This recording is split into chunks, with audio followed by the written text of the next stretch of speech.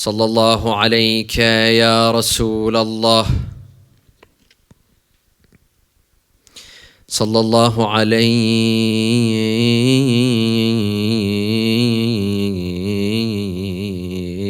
يا سيدي ويا مولاي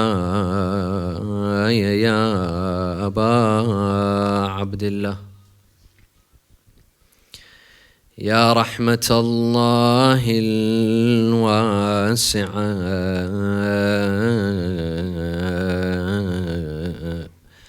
ويا باب نجاة الأمة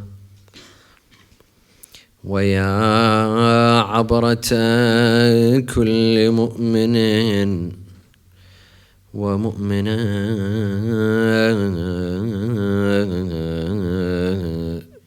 يا ليتنا كنا معكم سادتي فنفوز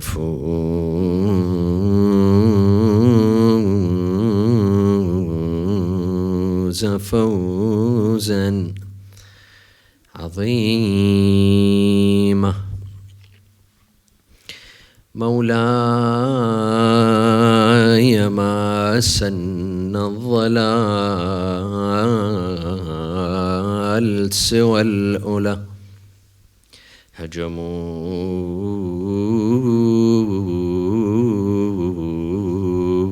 على الطهر البتولة دارها، منعوا البتول عن النياحة إذ غدت تبكي أباها ليلها ونهارها،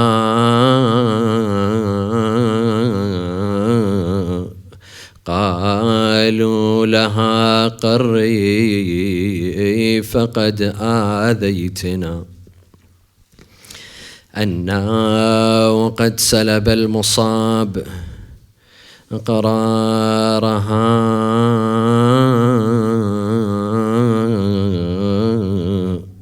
قطعوا أراكتها ومن أبنائها، قطعت أمي يمينها ويسارها،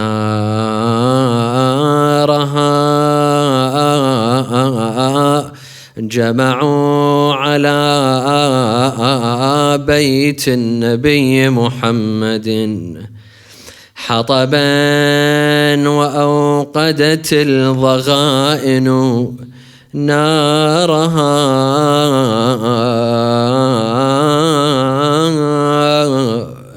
رضوا سليلة أحمد بالباب حتى أنبتوا في صدرها مسمارها، يا عصر ابنة الهادي الأمين، وأسقطوا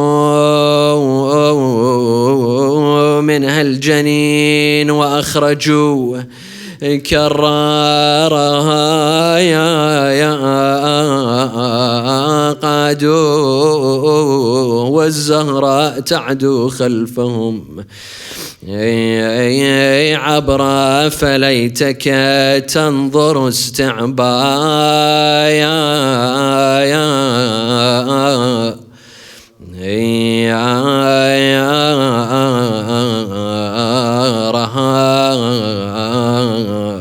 والعبد سود متنها، والعبد سود متنها، فاستنصرت أسفا، فليتك تسمع استنصارها، فقضت وآثار السياط بمتنها، يا ليت عينك عاينت آثارها. لا حول ولا قوة إلا بالله العلي العظيم. إنا لله وإنا إليه راجعون. أعوذ بالله من الشيطان الرجيم. بسم الله الرحمن الرحيم. إنما يفتري الكذب الذين لا يؤمنون بآيات الله وأولئك هم الكاذبون. صلوا على محمد وآل محمد.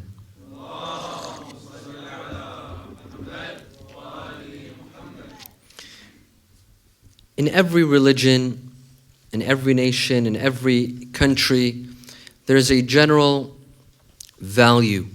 There's a general principle that everyone accepts, no matter what religion you follow. In fact, even if you're an atheist, even if you don't follow any religion, there's one common belief, there's one common principle, value that everyone accepts. And that is that lying is a vice. It's not a virtue. To everyone, lying is not a good thing, whether you believe in God or you don't believe in God. Whether you believe that you will be punished in the next life for lying, or you don't believe that there's a punishment for lying. Lying in itself is unacceptable by everyone. This is an international principle, an international value, wherever you go. Those who lie are condemned. Those who tell the truth and speak the truth are praised. Even before Islam, before the advent of Islam, during the days of Jahiliyyah, Rasulullah sallallahu alaihi wasallam, because he was truth-telling, they considered this a virtue. He was called As-Sadiq Al-Amin. And these people would worship idols. They were pagans. They had no virtues. They had no principles. Yet lying was considered a vice. Truth-telling was considered a virtue. To say more than that, lying is unnatural. It's not in our systems. It's an acquired trait from society, from the community. Otherwise, Allah subhanahu wa ta'ala has not put lying in our systems. Proof of that is that if you notice, children don't lie. Even if it gets them into trouble, even if truth gets them into trouble, they'll say the truth. They don't mind. Why? Because they haven't learned to lie.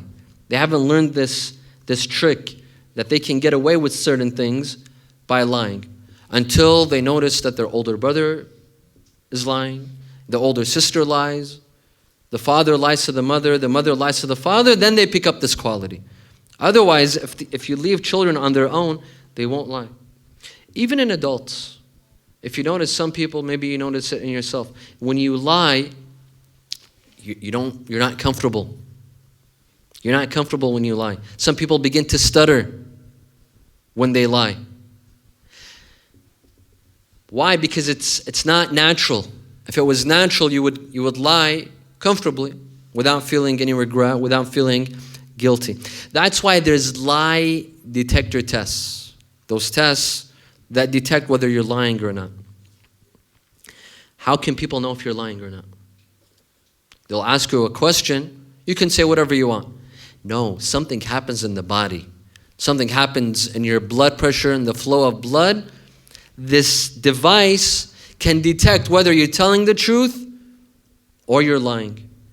Because something happens in your body, unnatural, it's an unnatural feeling, they can detect whether you're telling the truth or you're lying. This is proof that lying is unnatural.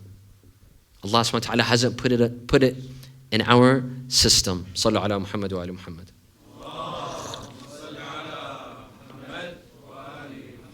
Why do people lie?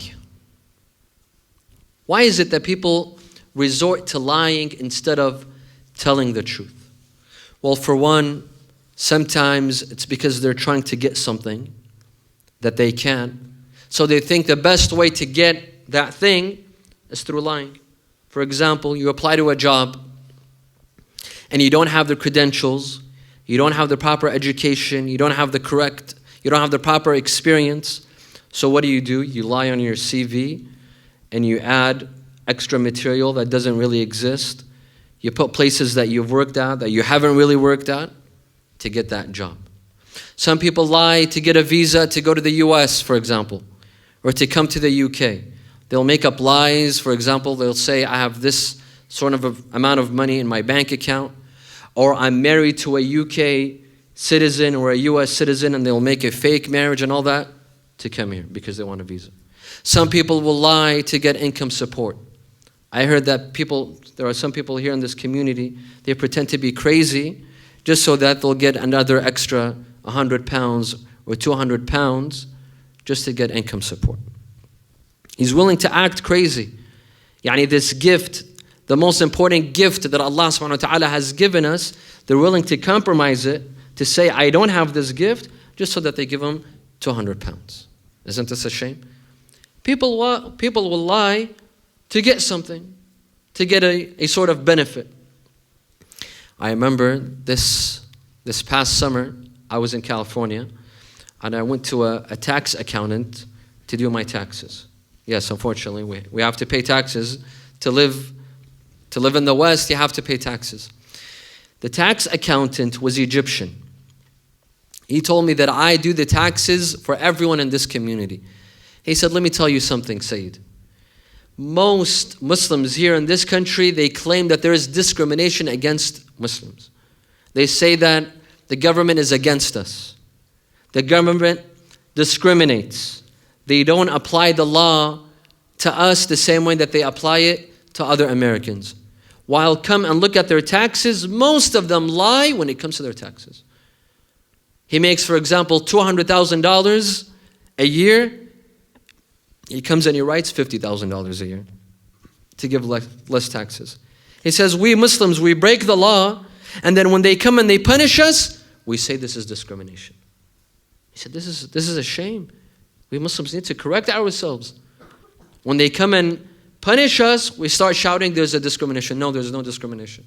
Here in the West, the law applies to everyone equally, Muslims and non-Muslims alike. It is we Muslims that we come and break the laws.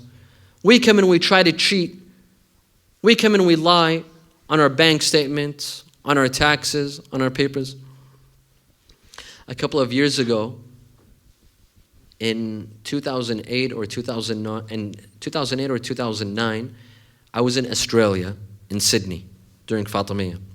There's a scholar in Sydney, Al-Marhum Al-Sheikh Fahd Al-Amili, rahimahullah, who was a respected scholar in Sydney, who passed away a couple of years ago. His sons, they told me there's this story. In Sydney, in Australia, if a couple divorce, and I think that the same law applies here in Europe perhaps, if a couple divorce and their income is not so great, the wife is entitled to a house. Just like the husband is entitled to a house, he's given a house, the wife is also given a house. So there, if a couple divorce, they give the wife a house. What some people do is, unfortunately, and this is a shame, they go and they make a fake divorce. They go to the court, they make a fake divorce, and the wife receives the house, and they rent it off so that they receive rent, and she stays with her husband. Sheikh Fahd, his sons, they said a government officer came to Sheikh Fahd Al-Amili. He said, you're a religious scholar, we have a question. You Muslims, when you divorce, after your divorce, is it okay for men and women to remain together and live together, act as if they're married? He said, no, of course not. He said, well, 90% of you Muslims that get a divorce here in Australia, you pretend as if you're still together. You're still married. Why is it? Because they're trying to break the law. They come and they cheat. They come and they lie. And this is a shame. This is what distorts the image of Muslims in the eyes of Westerners.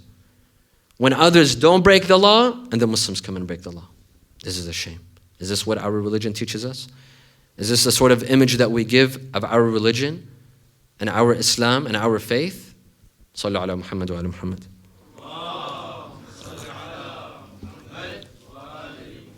Some people lie to get a position, to get somewhere, to get a political position, to get into parliament, to reach the presidency. Right now, come to Iraq, it's election season. Come and look at the lies. Look at the promises that are being made. I will come and I'll bring electricity. Yeah, we'll see about the electricity in Iraq. I will come and I'll restore security. I'll come, and they'll make all these fake promises, and these poor people, anyone who comes, and they'll believe him. They'll think that this person will actually come and bring a change to Iraq, not knowing that it's all lies, it's all fake promises, and what they're only worried about is to get to power. That's it. Before coming to power, he makes himself as if he's a servant of the people. Once he comes to power, who are the people? Who are the citizens? They forget. They completely forget about the people who brought them to power, and all they think of themselves and their family members. Some people lie to get to places. Some people lie to get to people for marriage. Some boys, in order to get married, they lie to girls. Some girls, in order to get married, they lie to boys. They lie about their past. They lie about certain issues. They lie about the dowry. They make all sorts of lies. Now, what's interesting is that if you haven't done something wrong, if you look at the nature of lying, and if you haven't done something wrong, you don't need to lie. You only need to lie if you've done something wrong. Then you're going to have to come and lie and cover up for it. But if we, and I speak for myself as well, if we walk straight, if we live a normal life, a straight life, there's no need to lie. We only lie when we've done a mistake and now we want to come and cover for it. There are some people that don't just lie once or twice. Lying becomes a habit. It becomes addictive. It becomes as easy as drinking water. They'll start lying for everything. For example, he's 21 years old. He's asked, how old are you? He'll say, I'm 22. There's no reason for him to lie. And what's the difference between 21 or 22? But because he's so used to lying, because the first time he didn't stop himself, he didn't feel guilty, she didn't feel guilty, they'll lie again and again and again until lying becomes a habit. The hadith says, إِنَّ الْمَرْءَ لَيَكْذِبْ وَيَكْذِبْ وَيَكْذِبْ حَتَّى يُكْتَبْ عِنْدَ اللَّهِ كَذَّابًا. A person will lie and lie and lie until Allah will write him down as a liar. As a liar, becomes a profession. It becomes a hobby. Some people don't lie, but they exaggerate. Some people, they have the habit of rounding to the nearest 100. If it's 60, they'll say 100. If it's 150, they'll say 200. If he was delayed in traffic for 15 minutes, he'll say, I was delayed for 3 hours. Well, this is also a form of lying. This is an exaggeration. Some people, they don't make up an entire story, but they exaggerate it. Exaggerations, mubalagha. Well, this is not acceptable as well. We have a hadith that say, don't exaggerate. Exaggeration is also a form of lying. There are some people that lie to individuals. They lie to their parents. They lie to their children. Husband lies to his wife. A wife lies to her husband. There are others that lie to nations.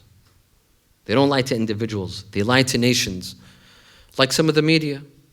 Open some channels, and you see it's plain lying. They lie to their people. They lie to their nations and countries. This is a worse form of lying. For example, look at TV channels like Al-Arabiya and Al Jazeera. They take a small story and they blow it up as if there's a catastrophe. If 20 people die in Halab, they say 2,000 people died today in Halab. If 200 people gather in Al-Anbar or Samarra opposing the government, they will say hundreds of thousands have gathered today opposing the Iraqi government.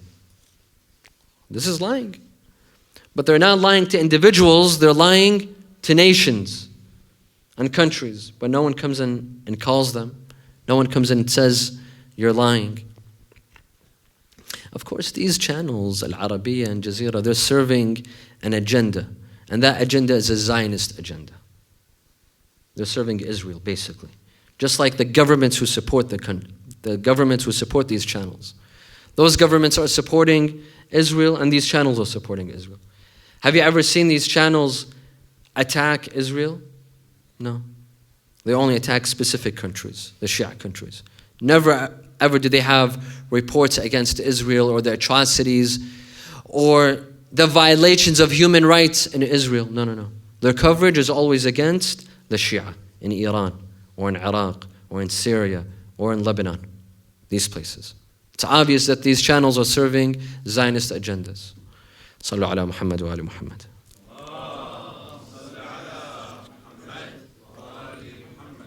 The Quran and the Ahadith stress on the value of saying the truth and fight lying. The Quran says, وَاجْتَنِبُوا قَوْلَ الزُّورِ. قَوْلَ الزُّورِ, according to some Mufassirin, is not speaking the truth. Avoid not speaking the truth. Avoid lying. In another verse, إِنَّمَا يَفْتَرِ الْكَذِبِ الَّذِينَ لَا يُؤْمِنُونَ بِآيَاتِ اللَّهِ. Those who lie are those who do not have faith. That means a person who has faith doesn't lie. Lying goes against faith. إِنَّمَا يَفْتَرِ الْكَذِبِ الَّذِينَ لَا يُؤْمِنُونَ بِآيَاتِ اللَّهِ. A person who has faith will never lie. In a hadith by Rasulullah sallallahu alayhi wa alih, he said, he was asked, أَيَكُونُ الْمُؤْمِنُ جَبَانًا? Would a believer be a coward? He said, yes. It is possible that a believer is a coward. أَيَكُونُ بَخِيلًا? Would a believer be stingy and greedy? He said, yes. And then he was asked, أَيَكُونُ الْمُؤْمِنُ كَذَّابًا? He said, no. Would a mu'min be a liar? He said, no. A mu'min will never be a liar. He might pick up other vices and other bad qualities. He'll be greedy, he'll be a coward, he'll be a bunch of qualities, but not a liar. Faith and lying do not go together. It's impossible to be a mu'min, a believer in Allah and Rasulullah sallallahu alayhi wa sallam, and the Ahlul Bayt, but at the same time tell lies and be a liar. These two qualities don't go together. In a hadith by Amir al-Mu'mineen alayhi salam, he says, one of the signs of faith, علامة الإيمان أن تؤثر الصدق حيث يضرك على الكذب حيث ينفعك. One of the signs of faith is that you choose lying when it can hurt you and damage you over telling the truth. When you choose telling the truth when it can damage you over lying when it can benefit you. For example, you can lie and win, for example, 1,000 pounds, but instead you choose to tell the truth and lose that money. This is just an example. You fill in, take out the 1,000 pounds and fill in an example from your life. When you choose to tell the truth when it can harm you, over lying when it can benefit you, this is a sign of faith. This is a sign of faith.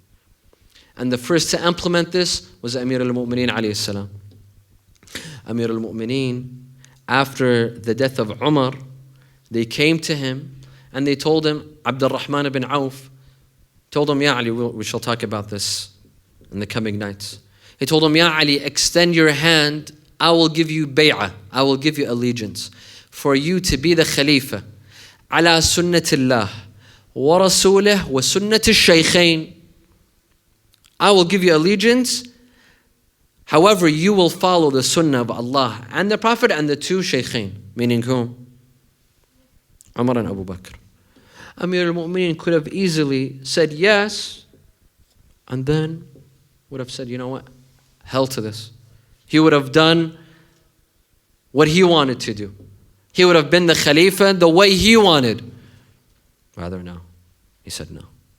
Sunnah of Allah, I will accept. I will be the Khalifa according to the Sunnah of Allah, this is fine. The Sunnah of Rasulullah, this is fine.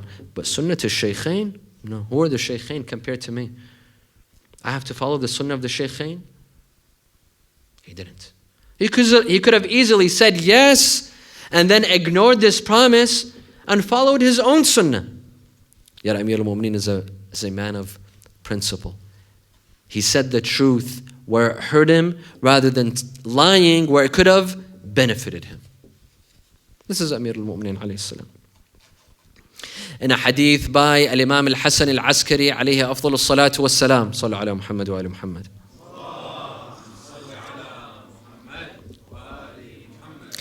He says, حطت الخبائث في بيت وجعل مفتاحه الكذب.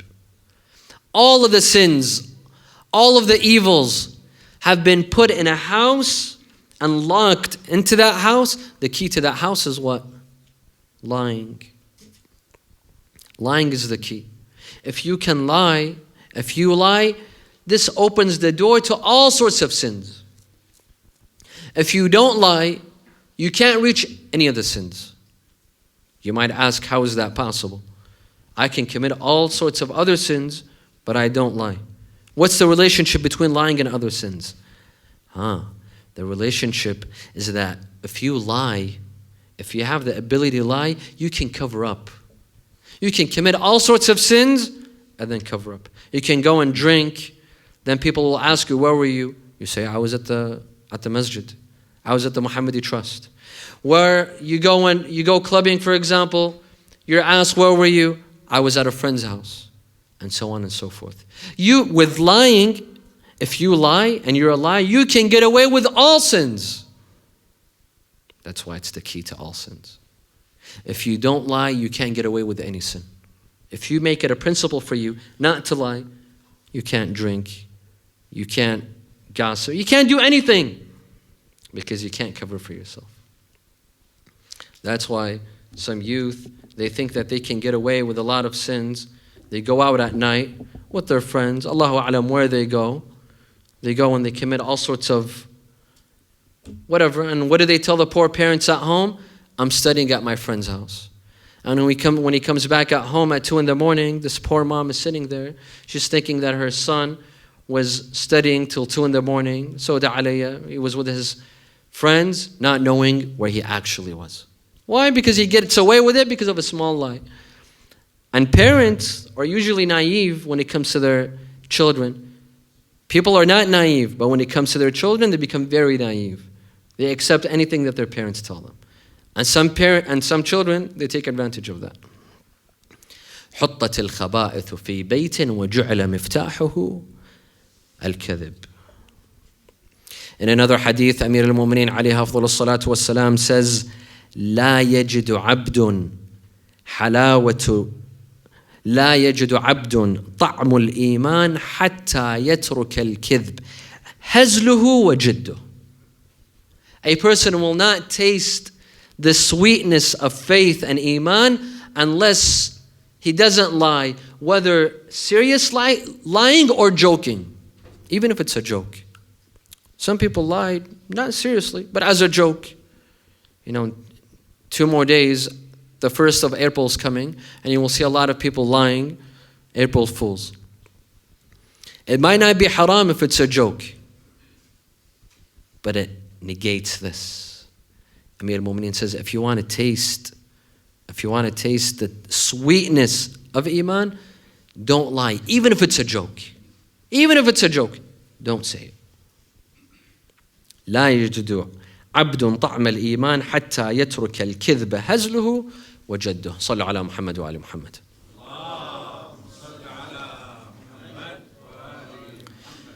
Now there are some exceptions to lying.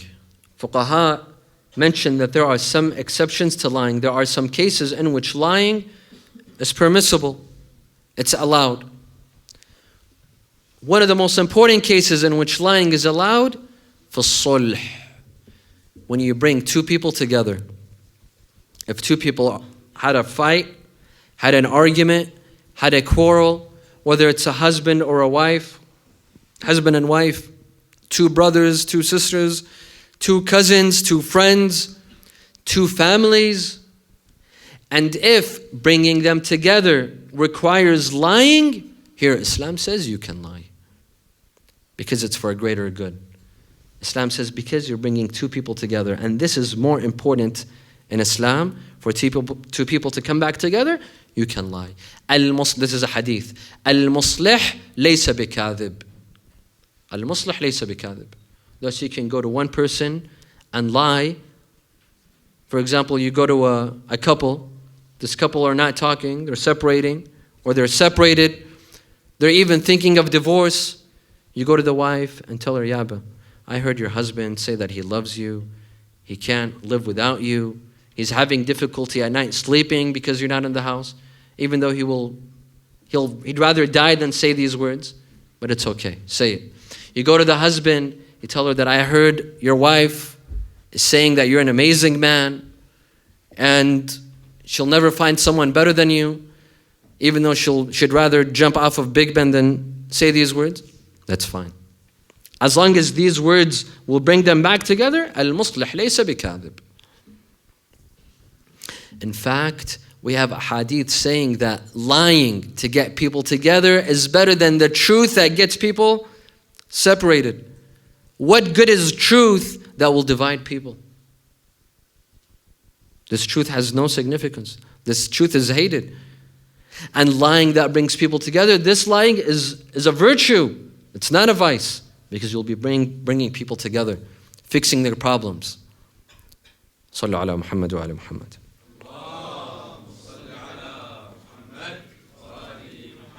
We have a type of lying, among the laws that apply to lying, we have a type of lying that breaks our fast in the month of Ramadan. If a person were to lie on Allah subhanahu wa ta'ala, or the Prophet, or one of the Imams, attribute something false to Allah or the Prophet or the Imams, this breaks your fast. This is considered iftar amd. You have to pay kafara, feed either 60 people or fast 60 days. And then we do that day. Lying can sometimes break your fast if it's a lie against Allah or the Prophet or the Imams. Sallu ala Muhammad wa ala Muhammad.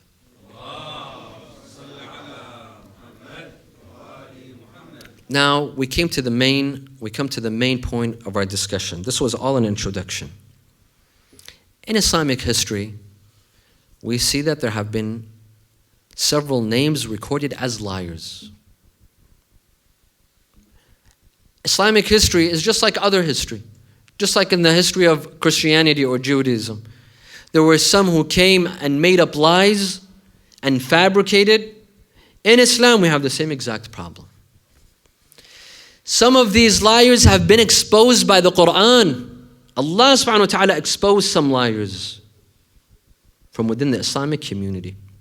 For example, when the following verse was revealed, Ya ayyuha alladhina amanu in ja'akum fasiqun binaba'in fatabayyanu. O you who believe, if someone wicked brings you a piece of news, then make sure that it's correct. Don't believe them. The Quran exposed some people that lied. Who is this verse referring to? Ya ayyuha alladhina amanu in ja'akum fasiq. Who is the fasiq in this verse? Here there are two opinions. The first opinion says this fasiq was Al-Walid ibn Uqba. Al-Walid ibn Uqba was one of the companions of Rasulullah. Rasulullah sent him to Bani al-Mustalaq to receive their zakat. Al-Walid, before Islam, had a problem with Bani al-Mustalaq. He had an issue with them. They had an argument, they had a fight. Now after Islam, Rasulullah sent Al-Walid to Bani al-Mustalaq to go and collect the zakat from them. Al-Walid goes and he sees Bani al-Mustalaq, they have come out of their village to greet the messenger of Rasulullah. They didn't know that it was Al-Walid. They knew that a messenger from the side of Rasulullah was coming to collect their zakat. So they went out to greet him. Al-Walid, when he saw that Bani al-Mustalaq had come out, he thought that what? They want to kill him. They thought they want to kill him. So he came back. The coward, instead of going, he came back to Rasulullah and he lied. He said, Ya Rasulullah, Bani al-Mustalaq are preparing to wage a war against you. In fact, they have abandoned Islam. They have left Islam, irtaddu, they have left Islam, and they're preparing to wage war against you. When Rasulullah heard this, he started preparing for war, to fight Bani al-Mustalaq. He started preparing his army. He gathered his commanders to attack Bani al-Mustalaq. Allah reveals this verse. Allah tells him, hold on, Ya Rasulullah, don't wage a war against these people. Al-Walid is a wicked man. He's a liar. Don't believe in him. First, go and check. See, have they really abandoned Islam or no? Rasulullah sallallahu alayhi wa sends a couple of spies to see, are they still Muslim or not Muslim? They went and they saw that there's adhan, there's salatul jama'ah, their women practice hijab. They discovered that Al-Walid was telling a lie. The Quran exposes him. يَا أَيُّهَا الَّذِينَ آمَنُوا إِنْ جَاءَكُمْ فَاسِقٌ بِنَبَإٍ فَتَبَيَّنُوا. This story has been mentioned in both Sunni sources and Shia sources. And by the way, Al-Walid ibn Uqba was the cousin of Uthman ibn Affan. And Uthman made him the governor of Basra. He was the governor of Basra. And it's a very long story. He was an alcoholic. Amir al-Mu'mineen requested for him to fire him, and then he did at the end of the day. This story has been mentioned in both sources, Sunni and Shia sources. Our sources mention another story regarding this verse. يَا أَيُّهَا الَّذِينَ آمَنُوا إِنْ جَاءَكُمْ فَاسِقٌ بِنَبَإٍ فَتَبَيَّنُوا. This is only in our sources. The other sources don't mention this story. Why? Because of its sensitivity, as you will see. Our narrations, for example, in Tafsir al-Burhan, he says that the reason this verse was revealed was that Rasulullah sallallahu alaihi wasallam had several wives. Among the wives of Rasulullah was Maria al-Qabtiyya, Maria the Egyptian. And she had a son from Rasulullah, Ibrahim. While the other wives of Rasulullah, they didn't have children from Rasulullah. And some of the wives of Rasulullah were extremely jealous of Maria. One, she had a child from Rasulullah. Two, she was very attractive. They say that she was more attractive than the other wives of Rasulullah. Thus, one day, Aisha, to everyone's surprise, came and told Rasulullah that Maria is cheating on you. Maria is cheating on you. And this Ibrahim is not your son. He's from another man. Of course, this is dangerous. A statement like this, an accusation like this is dangerous. Accusing Maria of adultery. He asked her, who's she doing this with? She said, there's a Coptic man, an Egyptian man, who goes and visits Maria every day at her house. Rasulullah, of course, he knew what the reality was. He says, Ya Ali, Amir al-Mu'mineen was there. He said, I want you to go to Maria's room right now. Right now, pick up a sword and you go to Maria's room and I want you to see what is happening. If you see a man, kill him immediately. Chop off his head. Amir al-Mu'mineen tells Rasulullah, he tells him, Ya Rasulullah, but should I check? Should I take my time or should I cut off his head immediately? He told him, no, check. Make sure. Amir al-Mu'mineen goes towards Maria's room. All of a sudden, there was a Coptic man sitting in Maria's room. When the Coptic man, he sees Amir al-Mu'mineen approaching him with his sword in his hand, he immediately jumps over the wall. He leaves Maria's room and he begins running. Amir al-Mu'mineen begins running after him. This Coptic man sees a tree, he climbs the tree, thinking he can run away from Amir al-Mu'mineen. Amir al-Mu'mineen was about to climb the tree. He looks up the man was exposed, so to speak, and Amir al-Mu'mineen realizes that this Coptic man, let's just say he wasn't a man. He brings him down. He brings him down, he brings him to Rasulullah sallallahu alayhi wa. He tells him, what's your story? He told him, Ya Rasulullah, I am from Egypt, and I was a servant to the father of Maria. Her father sent me to come to Medina to serve her. And that is it. Servants in Egypt that worked at homes, they made sure that they cannot perform anything. That's why they took away a certain thing. I don't know if I'm confusing everyone. I know you're looking at me all baffled, but I think you know what I'm talking about. Thus, basically, what he was trying to say, even if I wanted to perform such a thing, I can't. Thus, the lie was exposed. The lie of Aisha was exposed.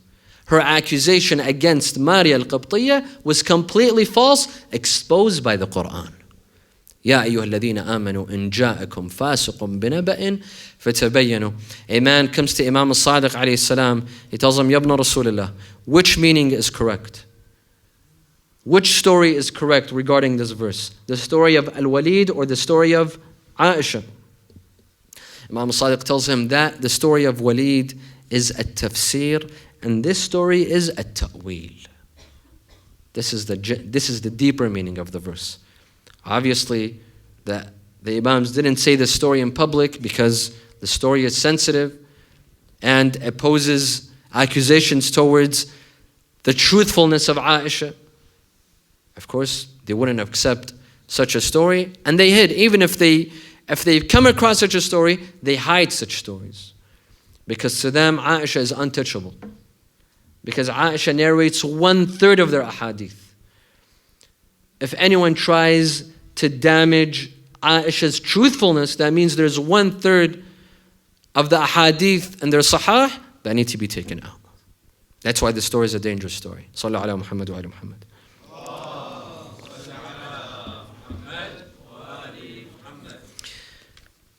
The worst kind of lying is not lying to individuals for personal gains, but the lies that have to do with religion. Lies that have to do with Allah subhanahu wa ta'ala, lying over Allah and over Rasulullah sallallahu alayhi wa. The Quran says, فَمَنْ أَظْلَمُ مِمَّنْ افْتَرَى عَلَى اللَّهِ. The greatest transgression and oppression is to lie on Allah, to say that Allah said so and so, that Allah said such and such, and He didn't. This is the greatest transgression. And Rasulullah had forewarned during his life. He had stated, مَنْ تَعَمَّدَ عَلَيَّ كِذْبًا فَلْيَتَبَوَّأْ مَقْعَدَهُ مِنَ النَّارِ. He who purposely lies against me, then he's reserved for himself a seat in hellfire. As soon as Rasulullah sallallahu alayhi wa sallam passed away, the lies began. The lies on Allah, the lies against Rasulullah. Volumes were written in the name of Rasulullah. Ahadith ascribed to Rasulullah, ahadith that Rasulullah had never uttered, had never stated. They were ascribed to Rasulullah sallallahu alayhi wa. Foremost in these fabrications is, of course, Abu Hurairah. Abu Hurairah, if you read his biography, if you read his history, historians don't even know his name. His name. No one knows his name. His father, no one knows his father. He is only known as Abu Hurairah, that's it. No one knows his name. They've mentioned several possibilities, but nothing is certain. And no one knows his father either. And the reason why they called him Abu Hurairah is because he had a cat at his house. Hirra in Arabic is a cat. So they called him Abu Hurairah. He converted to Islam after the battle of Khaybar, 4 years before the death of Rasulullah sallallahu alaihi wasallam. Thus he witnessed Rasulullah for 4 years. One of these 4 years he spent it in Bahrain. Rasulullah had sent him to Bahrain to serve as a mu'adhin for the governor of Bahrain. Thus, in reality, he spent 3 years with Rasulullah sallallahu alaihi wasallam. However, the amount of ahadith that Abu Hurairah narrates altogether is 5,374 ahadith. Within 3 years, Abu Hurairah narrated 5,374 ahadith. That's an incredible amount. Amir al-Mu'mineen, who lived with Rasulullah for 30 years, he doesn't narrate this much. He doesn't have this many narrations. Al-Bukhari, out of these 5,000 and something ahadith, he only accepts 419. According to Bukhari, only 419 of them are authentic. The rest are nothing. He throws them away. He doesn't accept them. Abu Hurairah was known for his love for money and for his greed. He was known, he would follow anyone that would give him wealth, anyone that would give him money. That's why he was a good buddy of Muawiyah. Muawiyah knew how to take care of Abu Hurairah. He knew that the soft spot in Abu Hurairah, his love for wealth and money. And they say that Abu Hurairah was a big fan of a dessert that Muawiyah would give him called mudira or al-mudira. This was a special dessert that Muawiyah would put on his plate. Some called Abu Hurairah Shaykh al-Mudira, Abu Hurairah. That's how much he liked this dessert. All Muawiyah had to do was provide him this dessert and he would go to him. They saw him in the Battle of Siffin. The Battle of Siffin was between Amir al-Mu'mineen and Muawiyah. During Salah time, he would go and stand behind Amir al-Mu'mineen and pray. During food time, he would go to the camp of Muawiyah and eat. And during war, he would go and he'd stand on a hill, on a mountain. And he was quoted saying, "As-salatu khalfu aliyin atam, wal-ta'amu 'inda Muawiyah atsam, wal-wuqufu 'ala al-jabal aslam." This is how he was. And Umar ibn al-Khattab, several times he threatened Abu Hurairah for narrating so much. He told him, next time I see you narrate again, I will beat you. And historians say that indeed he beat him several times. He beat him with his durra for narrating so much from Rasulullah. Well, why would he beat him if he was telling the truth? If these hadith were authentic, there's no need to beat him. There's no need to threaten him. There's no need to abuse him. But after all of this, you will find that Abu Hurairah's ahadith make up 1/4 of the ahadith in the sahih of our Sunni brothers and sisters. The 6 sahih, 1/4 of these ahadith are from Abu Hurairah. Imagine, 1/4 is a huge number. They come from Abu Hurairah. Now, Abu Hurairah was not the only fabricator. Abu Hurairah was not the only one ascribing fake and false ahadith to Rasulullah sallallahu alaihi wasallam. There were hundreds of such narrators that fabricated ahadith. Al-Allam al-Amini mentioned 700 names, 700 narrators that would fabricate ahadith and ascribe them to Rasulullah. Why? Why do we see this in Islamic history? Why were there narrators that would fabricate ahadith and lie and ascribe these lies to Rasulullah? Number one, business. They were paid. There were people that would pay them to fabricate ahadith. Muawiyah would spend millions of dirahim and dinanir for narrators to come and fabricate ahadith. For example, there was a narrator by the name of Samara bin Jundub or Jundab. There's 2 ways to pronounce his name. Samara bin Jundab, Muawiyah tells him that I want you to come and say that the following verse, وَمِنَ النَّاسِ مَنْ يُعْجُبُكَ قَوْلُهُ فِي الْحَيَاةِ الدُّنْيَا وَيَشْهَدُ اللَّهَ عَلَى مَا فِي قَلْبِهِ وَهُوَ أَلَدُّ الْخِصَامِ. That there are some people that only speak nicely but they have no faith. They are hypocrites. He told them, I'll pay you money, come and say that this verse was revealed about Imam Ali. This verse was revealed regarding Ali ibn Abi Talib. And another verse, وَمِنَ النَّاسِ مَنْ يَشْرِي نَفْسَهُ ابْتِغَاءَ مَرْضَاتِ اللَّهِ. And there are some people that spend their life working for Allah's satisfaction. This verse was revealed in regards to Abdurrahman ibn Muljam, the killer of Imam Ali. He told him, how much would you like? He offered him 100,000 dirhams. Samara refused. 200, he refused. 300, he refused. 400,000, he accepted. He came in the masjid and he narrated that قال Rasulullah sallallahu alayhi wa alayhi. This verse was revealed in regards to Ali ibn Abi Talib, and this verse was revealed in regards to Abdurrahman ibn Muljam. As long as there were some that had weak faith, or rather no faith at all, who were willing to ascribe fake ahadith to Rasulullah for some money, of course there will be lots of fabricated ahadith. Don't be surprised to see thousands of ahadith. There were others that fabricated ahadith out of ignorance and stupidity, out of being naive.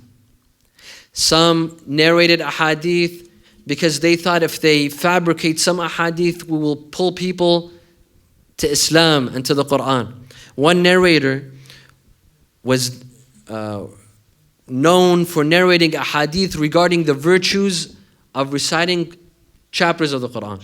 For example, he narrates a hadith that Rasulullah sallallahu alayhi wa sallam says, for example, if you recite Surah Maryam every day, Allah will grant you 20 palaces in paradise. If you recite Surah Al-Ahzab, for example, Allah will grant you 70 virgins in paradise, so on and so forth. When he was asked, where did you come up with these ahadith? He said, well, I saw that people are no longer reading Quran, so I thought, let me mention these ahadith, I'll bring people towards the Quran. So this is ignorance. This is pure stupidity.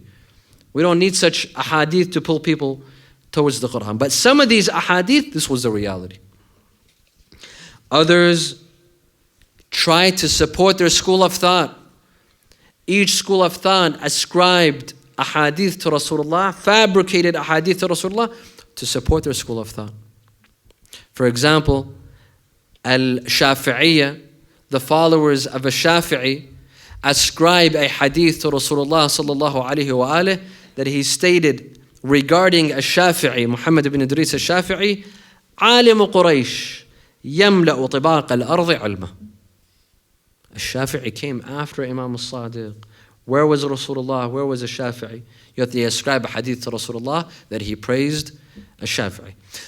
Al-Malikiyya, the followers of Malik ibn Anas, they ascribe a hadith to Rasulullah sallallahu alayhi wa alayhi that he said, يكاد الناس يضربون أكباد الإبل فلا يجدون أعلم من عالم المدينة. People will go all around the world, but they will not find someone more knowledgeable than the scholar of Medina, meaning Malik ibn Anas. This is a lie. This is a fabrication. Al-Hanafiyya, they ascribed a hadith to Rasulullah sallallahu alayhi wa sallam that he stated, يكون في أمتي رجل يقال له محمد بن إدريس أضر على أمتي من إبليس. That a man, supposedly Rasulullah stated, that a man will come by the name of Muhammad ibn Idris al-Shafi'i. He is worse than shaitan. But another man who will come, ويكون في أمتي رجل يقال له أبو حنيفة هو سراج أمتي. But another man will come, Abu Hanifa, he will be the lantern of my ummah. All lies, lies, lies, attributed to Rasulullah sallallahu alayhi wa alayhi. Lies to deceive people, lies to brainwash people, and to bring people to their school of thought. And one of the greatest lies of all time was a lie during the days of Fatimiya Zahra alayhi salam, when she came to seek for her inheritance. Sallu ala Muhammad wa ala Muhammad.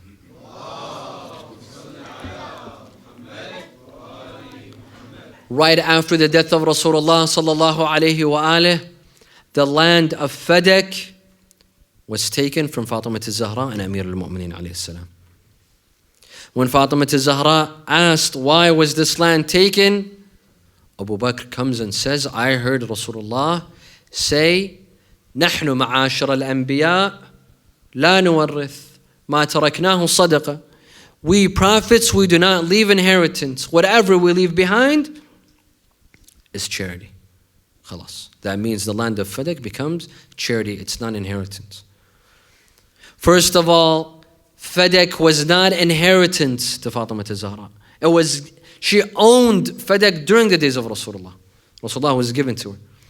When Allah revealed the following verse, وَآتِ ذَا الْقُرْبَى حَقَّهُ, Rasulullah had not given Khadija her dowry. He was poor. When Khadija passed away, Rasulullah could not afford her dowry. Thus he remained in debt to Khadija. Well, after her death, who's her heir? Fatimiya al-Zahra alayhi salam. Fadak was a land owned by Rasulullah. Because the Jews on that land, on the land of Fadak, they came and surrendered the land to Rasulullah.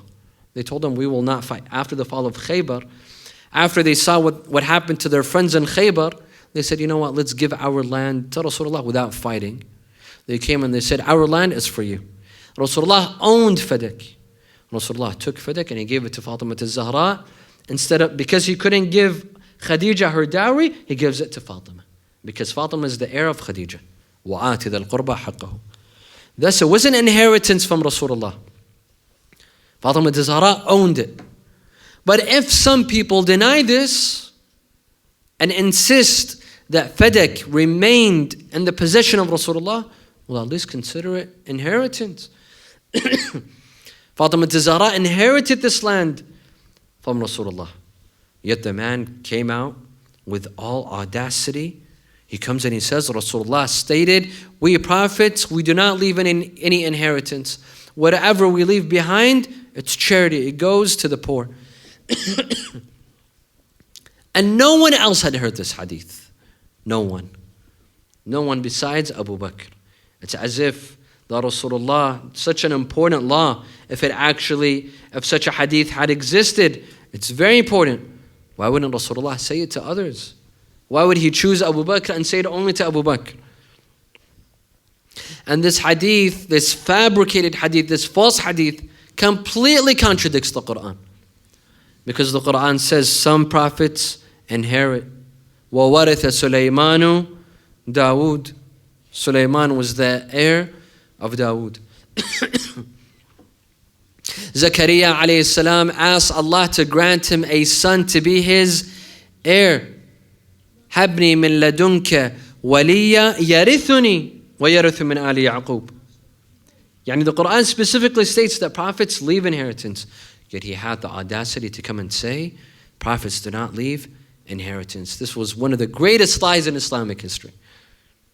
Until today they accept it.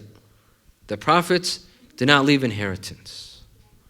This was one of the greatest oppressions against Fatimiya al-Zahra alayhi salam. Sallu ala Muhammad wa ala Muhammad.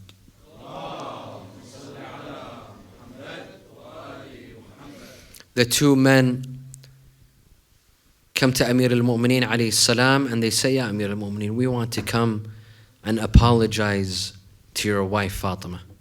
Do you allow us? He said, let me speak to her. Amir al-Mu'mineen comes to Fatimiya al-Zahra and he says that these two men want to come and apologize to you. And I promise them that I will bring them. Will you allow me to bring them? She told him, Ya Ali, the house is your house and I am your obedient wife. If you want to bring them, bring them. However, Ya Ali, do not ask me to speak to them. And do not ask me to forgive them, because wallah, I will not forgive them. The men come to the house of Fatimiya al-Zahra. Fatima was on her bed. She was on her deathbed. She was lying. She was lying on her bed. They come and they try to face her. Fatimiya al-Zahra turns the other way around. First they come in and they say salam. Fatimiya al-Zahra does not answer her salam. Does not answer their salam. They try to face her. Fatimiya al-Zahra turns the other way around. They come to face her again. Fatimiya al-Zahra turns the other way around. And then Abu Bakr begins to speak. He said, Ya Fatima, only Allah knows how much I care for you and how much I love you. And the amount of love that I have for you. And the day that your father died, I wish I had died instead of him. And only Allah knows that you are dearer to me than my daughter Aisha.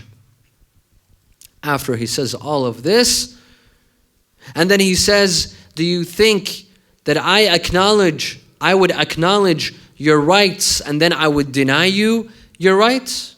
But I heard Rasulullah say, نحن معاشر الأنبياء لا نورث. Yani insisting on this lie. Not once, not twice, but he insists on this lie. Fatimah Zahra alayhi salam tells Amir al-Mu'mineen, she says, Ya Amir al-Mu'mineen, tell them.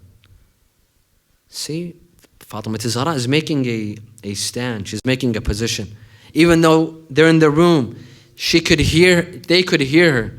Yet she says, Ya Ali, tell them. She doesn't want to speak to them directly. This is a political statement. This is a tough statement.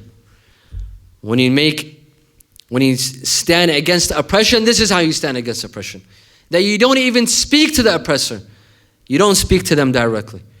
She told him, Ya Ali, ask them. I have a question. Ask them. If they answer the question correctly, I will think about forgiving them. But if they don't answer properly, I will never forgive them. Ask them, did they hear my father say, إِنَّ اللَّهَ يَرْضَى لِرِضَى فَاطِمَةَ وَيَغْضَبْ لِغَضَبِهَا? Or not? Ask them, did they hear my father say this or not? They both said yes. We heard your father say this. إِنَّ اللَّهَ يَرْضَى لِرِضَى فَاطِمَةَ وَيَغْضَبْ لِغَضَبِهَا. Allah is angered for the anger of Fatima and satisfied for the satisfaction of Fatima. She said that since they have both heard this hadith from my father, then let them know, فَوَاللَّهِ لَقَدْ آذَيْتُمَانِي وَأَسْخَطْتُمَانِي وَوَاللَّهِ لَنْ أَرْضَى عَنْكُمَا أَبَدًا. Let them know that they have injured me and they have angered me, and by God, I will never be satisfied with them. And in another hadith, وَسَأَدْعُ عَلَيْهِمَا فِي كُلِّ صَلَاةٍ أُصَلِّيهَا. And I will pray against them in every salah that I pray. In every salah that I perform, I will pray against them. Historians say that they left the house. Abu Bakr started beating his head and crying. جَعَلَ يَدْعُو بِالْوَيْلِ وَالثُّبُورِ. He started shouting and crying. While the other man, he started laughing at Abu Bakr. Umar started laughing at Abu Bakr and he says, I'm shocked to see how Muslims made you their leader. You cry because of a woman? Because of a statement uttered by a woman? What value does she have for you to start crying and wailing? I'm shocked at Muslims that made you their Khalifa, their leader. Until the day of the death of Fatimah Zahra approached, the day that Fatimah Zahra realized that this was her last day in this life, she asked Amir al-Mu'mineen alayhi salam to take out the children from the house. She told him, Ya Ali, I have a couple of statements, I have a couple of words with you, but I want the house to be empty so that I could speak freely with you. I don't want Al-Hassan or Hussein and Zainab to hear the following words. Take them out. Amir al-Mu'mineen took the children out of the house. Fatimah Zahra wanted to say her will. It was a very sensitive will. It was a very emotional will. She didn't want the children to hear. Amir al-Mu'mineen approached Fatimah Zahra. They hugged and embraced each other and they began weeping for an hour, as the hadith says. The hadith says they embraced each other and they cried for an hour. After they cried, Fatimah Zahra raises her head and she said, Ya ibn al-am, إذا قضيت نحبي فغسلني وحنطني من فاضل حنوط رسول الله وكفني وصل علي. My cousin Ali, if I die, when I die, perform my ghusl, put on my kafan, wash me, pray over me. وادفني بالليل إذا هدأت الأصوات ونامت العيون Ya Ali, don't bury me during the day. Ya Ali, I want you to bury me at night when all eyes have fell asleep. ولا تشهد جنازتي ممن ظلمني ومنعني ميراثي ولا يصلوا علي. And don't let these oppressors participate in my burial. Don't let any of them pray over my body. وتزوج من بعدي ابنة أختي أمامه واجعل لها يوما وليلة ولولدي يوما وليلة. And I want you to marry my niece after me. However, put one day for your wife and another day for my children. ولا تصح في وجوههما فإنهما أصبحا يتيمين غريبين. And Ya Ali, don't ever shout in the faces of my boys Hassan and Hussein. Tomorrow they will be orphans. بالأمس فقدا جدهما واليوم يفقدان أمهما. Yesterday they lost their grandfather, and today they will lose their mother. وإذا أنزلتني في القبر وسويت علي التراب فاجلس عند رأسي. And when you bury me and you pour the sand over my grave, don't leave me, Ya Ali. Sit over my grave. وأكثر من تلاوة القرآن. Recite some Quran over my grave. والدعاء فإنها ساعة يحتاج الميت فيها إلى أنس الأحياء. يا ويلي يا ويلي حين حضرتها المنية حضر عيدها الوصية وقت الوصية يقل لها تقل ليش تهيسين مراتي كبدتي يوم حسن وحسين تقلب تقلب وقت غسلي يا ابو حسين اريد اللي تشوف عليها تصبر وانا طاهرة ولو غسلتني اريدك لا تجيس ضلعي ومتني اخاف يذوب قلبك لو شفتني خلي ثوبي علي لا يتوخر. Amir al-Mu'mineen leaves the house. The children leave the house. Asma bint Umays says, I came to Fatima. I said, Alhamdulillah, today you look healthier. Fatima said, no, Ya Asma, this is the last day of my life. I will be soon meeting my father. Asma says, I kept hearing Fatima engaging in her dhikr.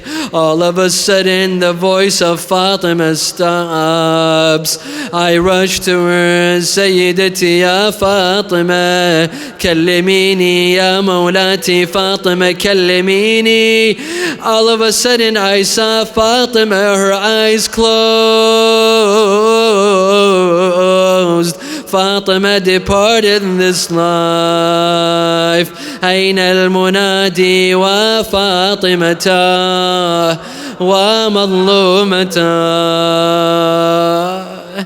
Moments later, Al-Hassan wal-Hussein come inside the house. I tell them, Sayyidai, come and eat your food, come and eat your lunch. Al-Hassan says, where is our mother, Ya Asma? She said, Ya Sayyidai, kul al-ta'am, come and eat your food. Al-Hassan said, Ya Asma, mata ra'aytina na'kul al-ta'am min duni ummina Fatima. When have you seen us eat food without our mother Fatima? Al-Hassan realized what is happening. He rushes into the room. He sees the corpse of his mother Fatima. Umma Fatima kallimini qabla an tanfajira mararati. Al-Hussein comes to his mother Fatima. He puts the feet of his mother Fatima on his cheeks, and he says, Umma kallimini fa ana waladuki al-Hussein. Hussein. They both rush to the masjid, crying, shouting. Sahaba say, Ma yubkikuma ya waladay Rasulillah. For what reason are you crying, O children of Rasulullah? They say, Awalays qad matat ummuna Fatima. When Amir al-Mu'mineen hears this, he was standing. All of a sudden he collapsed, he fell on the ground. بمن أتسلى بعدك يا بنت رسول الله نفسي على زفراتها محبوسة يا ليتها خرجت مع الزفرات لا خير بعدك في الحياة